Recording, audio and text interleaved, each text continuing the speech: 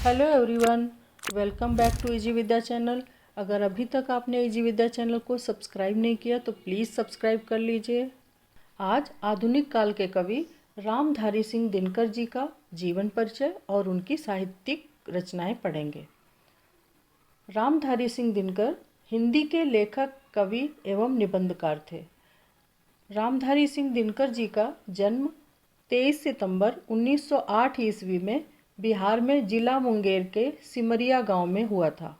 उनके पिता रवि सिंह किसान थे और दिनकर जी की मां का नाम मनुरूप देवी था।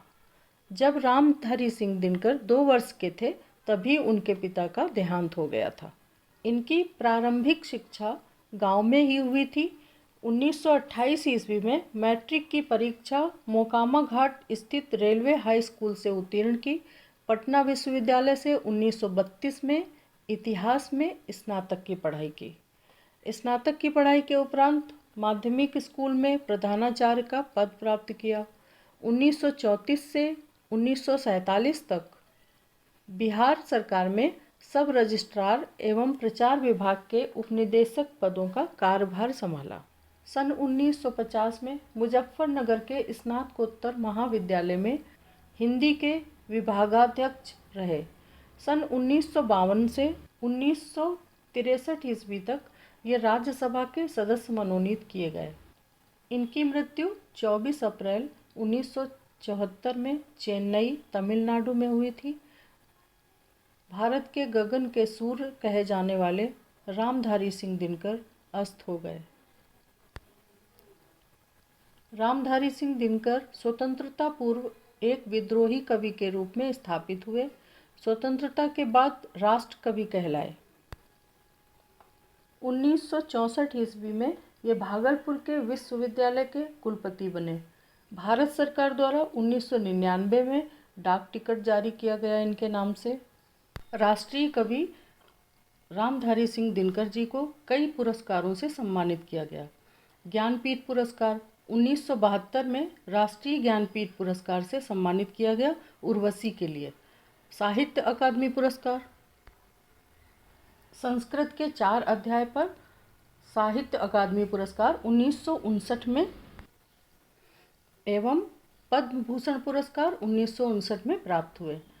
पद्म विभूषण भारत के प्रथम राष्ट्रपति डॉक्टर राजेंद्र प्रसाद ने दिनकर जी को पद्म विभूषण पुरस्कार से सम्मानित किया। पद्म विभूषण का पुरस्कार भी उन्हें 1959 में मिला। उनकी रचनाएं पहला काव्य संग्रह विजय संदेश 1928 में, रेणुका 1935, हुंकार 1938 में, मिट्टी की ओर 1946, कुरुक्षेत्र 1946, रश्मिरथी 1952, नीम के पत्ते 1954, नीम कुसुम 1954 ईस्वी में, रेती के फूल 1954 ईस्वी में।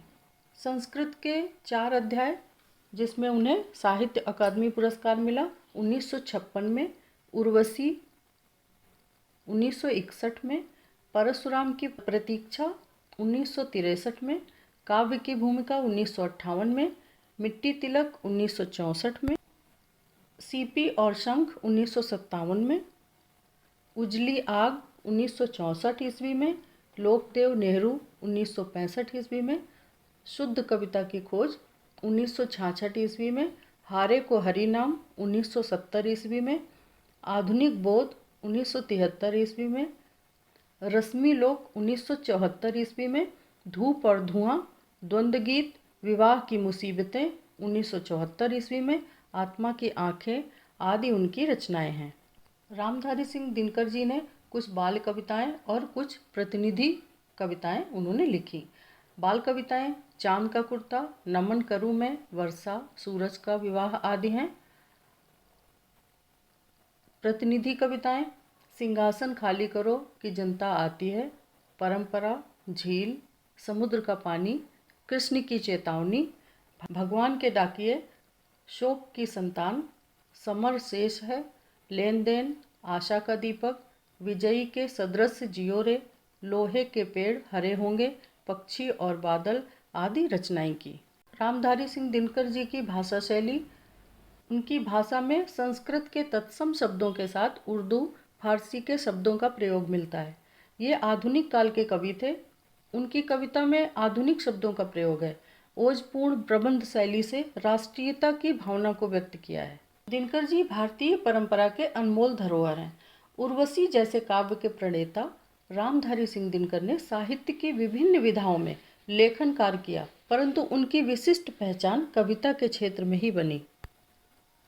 एक ओर उनकी कविताओं में ओज, विद्रोह, आक्रोश और क्रांति की पुकार है, तो दूसरी ओर कोमल श्रृंगारिक भावनाओं की अभिव्यक्ति है। राष्ट्रीय कविता की शुरुआत भारतेंदु जी की थी। उसकी परिणति दिनकर जी की कविताओं में देखने को मिली। वो भारत की दुर्दशा को परिपक्वता से देख रहे थे। वही विस्फोट उनकी कविताओं में है। सुनो क्या सिंधु में गर्जन तुम्हारा, स्वयं युग धर्म का हुंकार हूँ मैं। कठिन निर्घोष हूँ मैं, भीषण असनी का, प्रलय गांडीव का टंकार हूँ मैं।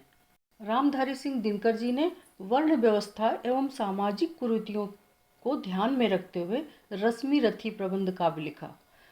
ऊंच नीच का भेद न माने वही श्रेष्ठ ज्ञानी है, दया धर्म जिसमें हो वही पूज्य प्राणी है। सदियों की ठंडी बुझी राख सुबुगा उठी, मिट्टी सोने का ताज पहन इठलाती है।